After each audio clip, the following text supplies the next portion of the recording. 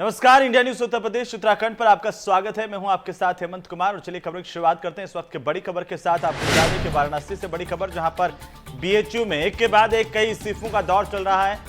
MS के बाद अब ट्रॉमा सेंटर के इंचार्ज ने भी अपना इस्तीफा सौंप दिया है। डॉक्टर संजीव कुमार गुप्ता ने इस्तीफा दिया है। वे ट्रॉमा सेंटर के इंचार्ज थे। ट्रॉमा सेंटर में कोविड मरीजों का इलाज हो रहा है। इस्तीफे से विश्वविद्यालय प्रशासन में हड़कंप मचा हुआ है। बड़ी खबर इस वक्त की, बीएचयू में इस्तीफों का दौर क्यों है? भाई ये सवाल अब उठने लगा है कि आखिरकार इसके पीछे की वजह क्या है कि एक के बाद एक इस्तीफा। वाराणसी से सबसे बड़ी खबर, ये महामारी का दौर चल रहा है। एक तरफ प्रशासन के दावे, सरकार के दावे, और दूसरी तरफ इस्तीफे को देखिए। एमएस के बाद अब ट्रॉमा सेंटर के इंचार्ज ने इस्तीफा दिया। डॉक्टर संजीव कुमार यहां पर ट्रॉमा सेंटर के इंचार्ज थे। ये बड़ी खबर इस वक्त की, बीएचयू में इस्तीफों का दौर चल रहा है। इस्तीफे से विश्वविद्यालय प्रशासन में इस वक्त हड़कंप मचा हुआ है। सबसे बड़ी खबर हम आपको बता दें, लगातार मरीजों का दबाव एक तरफ बढ़ता जा रहा है। कोरोना संक्रमण के मामले बढ़ते जा रहे हैं। दूसरी तरफ बीएचयू में इस्तीफों को लेकर के चर्चाएं तेज हैं। डॉक्टर संजीव कुमार गुप्ता ने ट्रॉमा सेंटर के इंचार्ज पद से इस्तीफा सौंप दिया है। कोविड मरीजों का इलाज यहां पर ट्रॉमा सेंटर में हो रहा है और इस इस्तीफे से विश्वविद्यालय प्रशासन सख्ते में है। इस बात को समझने की कोशिश की जा रही है कि आखिरकार ऐसी क्या वजह है कि इस मुश्किल दौर में डॉक्टर इस्तीफा दे रहे हैं। जो ट्रॉमा सेंटर के इंचार्ज थे, उनकी तरफ से इस्तीफा आ गया है और उनके इस्तीफे के बाद ये सवाल और ज्यादा तेजी से उभर रहा है कि आखिरकार इसके पीछे की वजह क्या है। ये सबसे गंभीर वक्त, इस वक्त जहां पर मरीजों की संख्या लगातार बढ़ रही है। डॉक्टर्स ये कह रहे हैं कि आने वाले समय में दूसरी लहर पीक पर होगी। उस वक्त आप कल्पना कीजिए कि किस तरीके से मरीज तेजी से बढ़ने वाले हैं। लेकिन फिलहाल बीएचयू में इस्तीफों का दौर इस वक्त चल रहा है। ट्रॉमा सेंटर में कोविड मरीजों का जहां पर इलाज होता है, वहां से ट्रॉमा सेंटर के इंचार्ज ने अपना इस्तीफा सौंप दिया है। वाराणसी से इस वक्त की सबसे बड़ी खबर हम आपको बता रहे हैं। एक के बाद एक इस्तीफों का दौर चल रहा है वाराणसी में। बड़ी जानकारी इस वक्त की, डॉक्टर संजीव कुमार गुप्ता ने ट्रॉमा सेंटर के इंचार्ज पद से इस्तीफा दिया है। इससे पहले भी इस्तीफा यहां से हुआ है। इस्तीफे से विश्वविद्यालय प्रशासन चिंता में है। टेंशन इस बात की है कि आखिरकार वजह क्या है, क्यों डॉक्टर यहां पर काम करना नहीं चाहते हैं और इस मुश्किल वक्त में कैसे आखिरकार पद छोड़ रहे हैं। ये सबसे बड़ी खबर इस वक्त की, ट्रॉमा सेंटर के इंचार्ज ने अपना इस्तीफा सौंप दिया है। विश्वविद्यालय प्रशासन इससे सख्ते में है। वाराणसी से सबसे बड़ी खबर, बड़ी और अहम जानकारी इस वक्त की, बीएचयू में इस्तीफों का दौर चल रहा है। ट्रॉमा सेंटर जहां पर कोविड के मरीजों का इलाज हो रहा था, वहां के इंचार्ज ने इस्तीफा दे दिया है। यह बड़ी जानकारी इस वक्त की, बड़ी खबर हम आपको बता रहे हैं। वाराणसी से सबसे बड़ी खबर,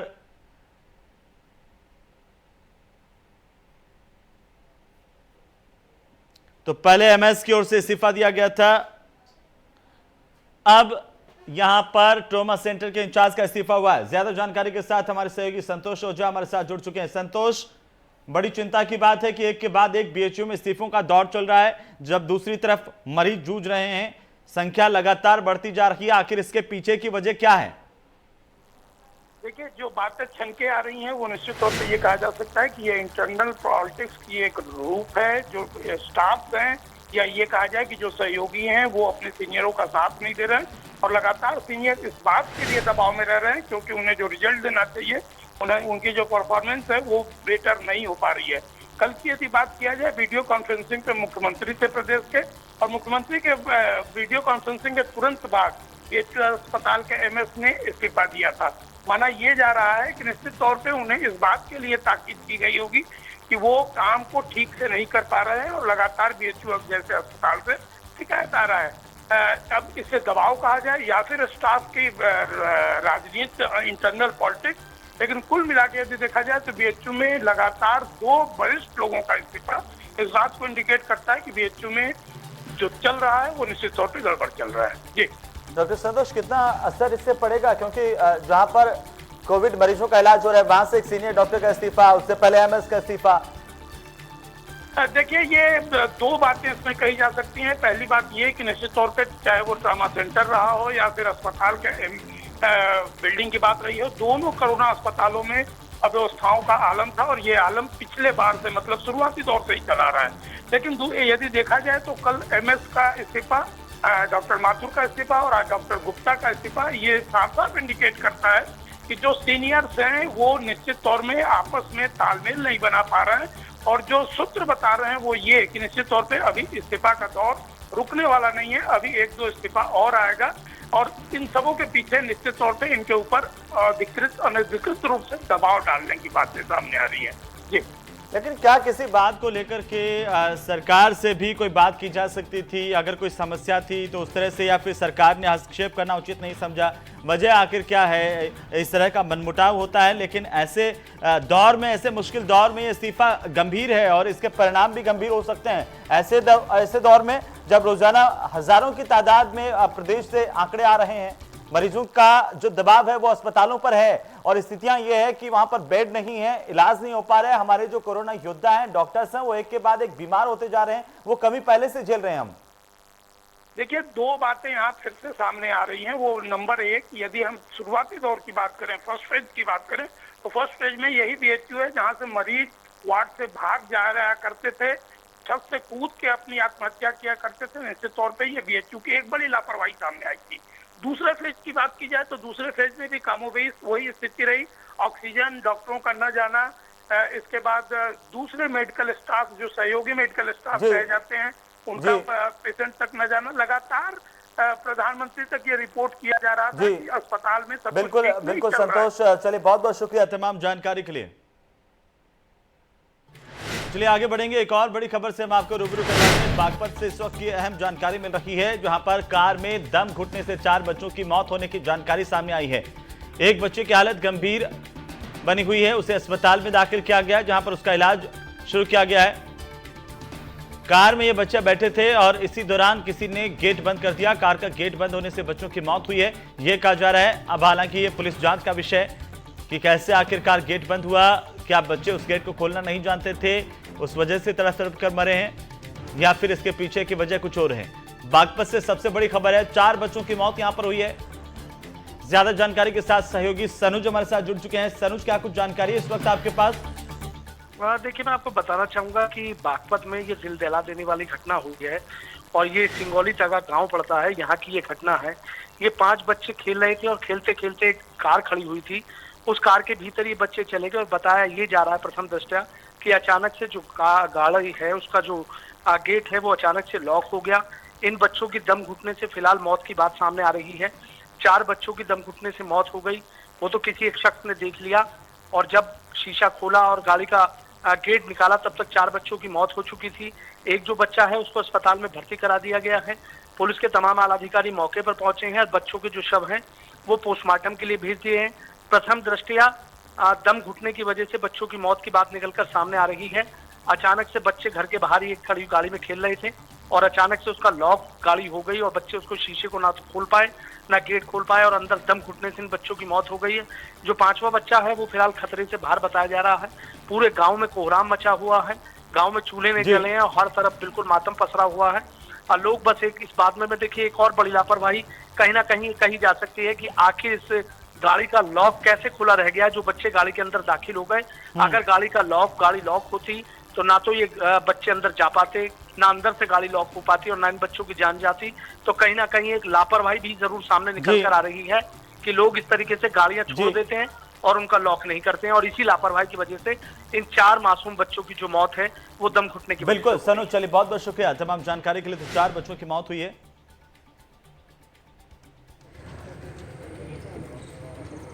सर, सिंगोली तगा गांव में घटना हुई है जिसमें 4 बच्चों की मौत हुई, क्या घटनाक्रम है इसका? हाँ, सिंगोली तगा गांव में ये थाना चांदीनगर पड़ता है। इसमें ये मालूम हुआ है कि 5 बच्चे खेल रहे थे। खेलते खेलते एक i20 कार खड़ी थी, उसके अंदर बैठ गए और बैठते ही गाड़ी ऑटो लॉक हो गई और सफोकेशन की वजह से ये 4 बच्चों की डेथ हो गई है और 5वां बच्चा बाहर सुरक्षित निकाल लिया है। और प्रथम दृष्टया ये मालूम हुआ है कि ये सफोकेशन की वजह से इनकी डेथ हुई है। परिजन कुछ आरोप लगा रहे हैं। अब परिजनों के आरोप के आधार पर जांच की जाएगी। अब फिलहाल विधिक पोस्टमार्टम के लिए इनको भेजा जा रहा है, विधिक कार्रवाई की जाएगी। तो वहीं यूपी में कोरोना का कहर अभी थमा नहीं है। हालांकि प्रदेश में कोविड केसेस में लगातार कमी आ रही है और साथ ही रिकवर मरीजों की संख्या में बढ़ोतरी हो रही है।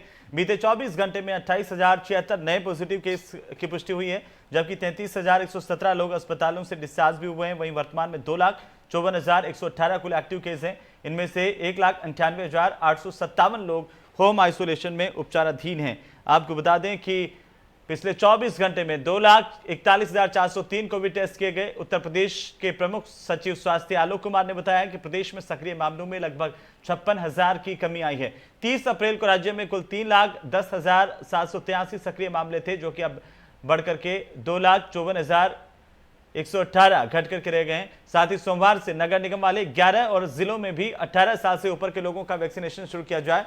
अभी प्रदेश के 7 महानगरों में वैक्सीनेशन का अभियान चल रहा है। 3 लाख जो पीक थी 3,10,783, उससे लगभग 56,000 केसेस कम हो गए हैं और आज की डेट में ये संख्या 2,54,118 है। इसी प्रकार जो प्रतिदिन इन्फेक्शंस के संक्रमित होने वाले लोग हैं, ये संख्या पीक में पे 38,055 थी और आज ये घट के 28,076 हो गई। जो टेस्टिंग की व्यवस्था है उस पे भी काफी तेजी की गई है। 2,42,276 टेस्ट आज कल बीते दिन में हुए हैं और उसमें से करीब 1,27,338 RT-PCR टेस्ट है और शेष ट्रूनैट, एंटीजन और सीवीनैट मशीन्स द्वारा की गई है।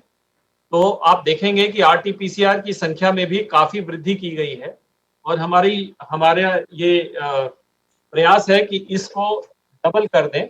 और इस क्रम में मुझे ये भी बताना है आपको कि स्वास्थ्य विभाग ने RT-PCR टेस्टिंग का जो लक्ष्य था जनपदों का, उसको बढ़ाकर वो पहले 70,000 था, सभी जनपद 70,000 सैंपल्स भेजते थे प्रतिदिन हमारे लैब्स में।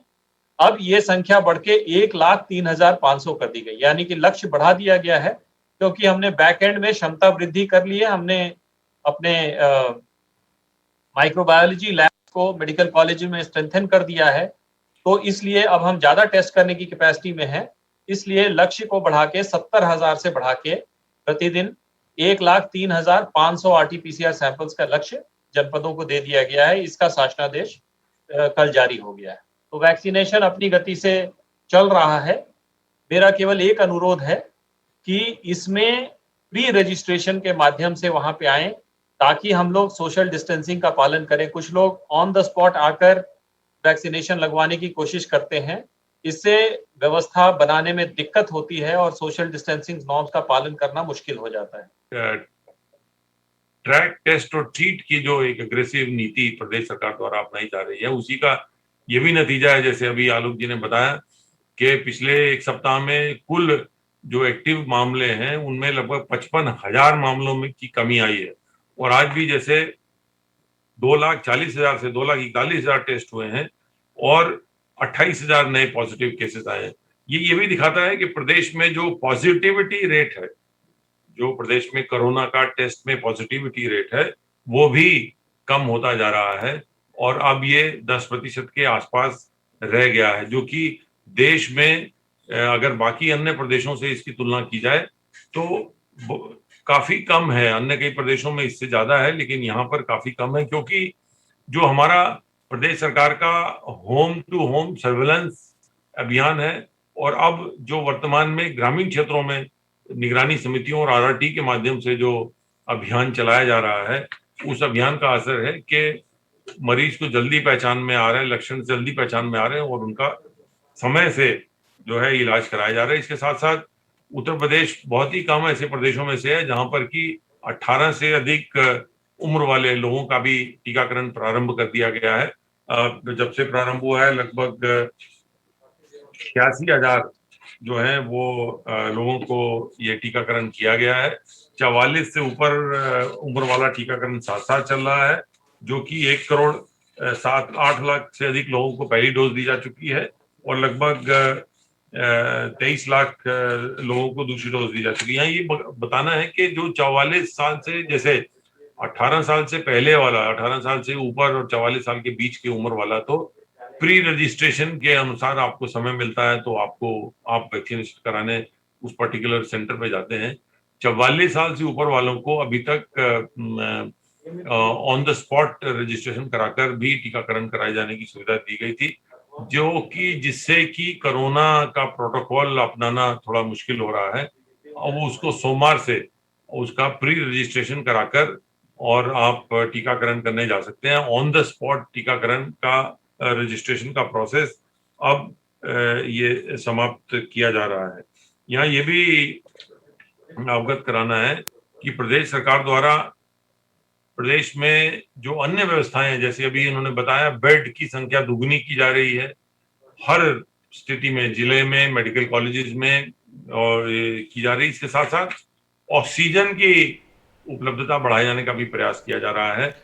तो वहीं कोरोना पर काबू पाने के लिए सरकार जहां लगातार दिशा निर्देश जारी कर रही है, लोगों को ऑक्सीजन मुहैया करवाने की पूरी कोशिश की जा रही है, वहीं ऑक्सीजन प्लांट्स में मायूसी भी देखने को मिल रही है। ऑक्सीजन के लिए लोग सुबह से लाइन लगाकर यहां पर खड़े रहे हैं। इसमें से कुछ लोगों को ऑक्सीजन मिली तो कुछ लोगों को खाली हाथ लौटना पड़ा। हमारे संवाददाता ने ऑक्सीजन के लिए लाइन पर खड़े हुए लोगों से बातचीत की, आप भी देखिए। पूरी रात से टहल रहे हैं। कोरोना से जहां पूरा देश जूझ रहा है, वहीं ऑक्सीजन की इसमें कितनी जरूरत है शायद ये बताने की जरूरत नहीं। मैं इसमें तालकटोरा के अवध ऑक्सीजन प्लांट के पास मौजूद हूं और यहां पर तमाम सारे ऐसे लोग हैं जो सुबह से लाइनों में लगे थे और उनको ऑक्सीजन मिली भी है, लेकिन बहुत से ऐसे हैं जिनको अभी ऑक्सीजन नहीं मिल पाई, जिनको यहां से वापस लौटना पड़ रहा है। पुलिस की गाड़ियां यहां पर मौजूद हैं और आपको बता दें कि आने जाने के दोनों रास्ते वहां पर बाकायदा बैरिकेड किया गया है, यानी कि कितनी सुरक्षा का ध्यान दिया जा रहा है। जो भी लोग ऑक्सीजन के लिए आ रहे हैं, लंबी लंबी लाइनें लगती हैं, जिनको मिल गया वो तो जा चुके हैं और जिनको नहीं मिला वो भी इंतजार में। आपको ऑक्सीजन मिल गया है क्या? नहीं मिला। कब आए थे आप? आए तो सुबह 5 बजे। आपके घर में कौन बीमार है? बीमार कोई नहीं, अस्पताल की गाड़ी। अस्पताल गाड़ी।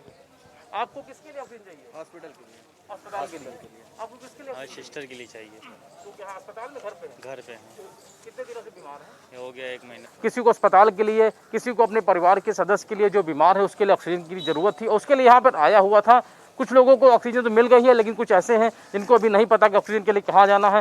फिलहाल यहाँ पे लोग इंतजार है, शायद उन्हें कोई ऐसा जवाब मिल जाए, कोई ऐसी जगह मिल जाए जहाँ पर ऑक्सीजन उनको मिल सके, ताकि वहाँ से जाकर ऑक्सीजन ले लें और अपने परिवार की लोगों की जान बचा सकें। देख सकते हैं कि ये गाड़ी खड़ी हुई है और इस गाड़ी पर ऑक्सीजन सिलेंडर लदे हुए हैं और साफ तौर पर तमाम सारे ऐसे लोग हैं जिनको ऑक्सीजन की जरूरत है। जी, ये सर हॉस्पिटल की गाड़ी है, इसमें समय 5 मिल रहा है। 25 देना था लेकिन हमें 5 मिल रहा है। मेरा कोविड हॉस्पिटल है सुबह से, लेकिन मुझे 5 सिलेंडर प्रोवाइड करवाया गया है इस टाइम। कौन सा अस्पताल है, कहाँ पे? सन हॉस्पिटल, गोमती नगर, विभूतिगढ़। वहाँ पे तो लिखा गया था कि वहाँ पर की ऑक्सीजन खत्म हो गई है, उसको लेकर। हाँ, उसको लेकर तो ऑक्सीजन कम था। ये कल सुबह, सुबह से मेरी गाड़ी लगी हुई है, मेरे ड्राइवर है, सुबह से लगे हुए नंबर था जो कि, लेकिन इस समय मुझे 5 प्रोवाइड करा जा रहा है, बाकी 20 मेरा काट के पब्लिक को दी गई। तो ये हुआ है, 5 की रसीद मुझे मिल चुकी है, मेरा सिलेंडर चल रहा है अभी। अब दादा किसके लिए आया हो आपको?